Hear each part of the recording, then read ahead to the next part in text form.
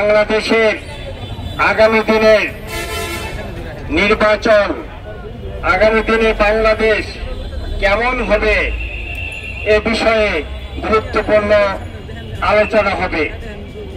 দেশের সকল রাজনৈতিক দলের শীর্ষ নেতৃবৃন্দকে এই সমাবেশে আহ্বান দেওয়া হয়েছে।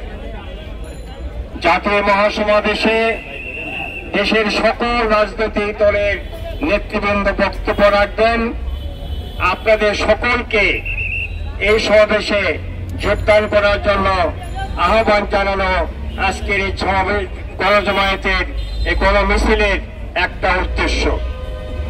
সম্মানিত নারায়ণগঞ্জবাসী, আপনারা যারা ভালো করে জানেন, বাংলাদেশ জামাত ইসলামী সারা জীবন বাংলাদেশে আল কোরআনের আইন এবং সৎ লোকের শাসন প্রতিষ্ঠার জন্য আন্দোলন সংগ্রাম করে আসছে।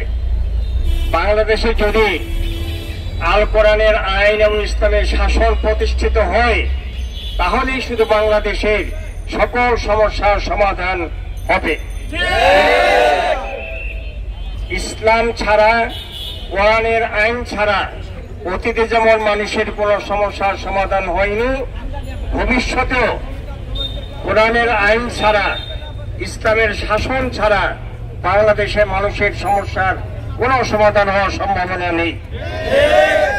বাংলাদেশ জামাত ইসলামী আল কোরআনের আইন এবং সৎলোকের শাসন প্রতিষ্ঠার নেতৃত্ব প্রতিষ্ঠার জন্য আন্দোলন করে আসছে। এই আন্দোলনে আপনাদের অংশগ্রহণ করার জন্য আহ্বান জানাচ্ছি।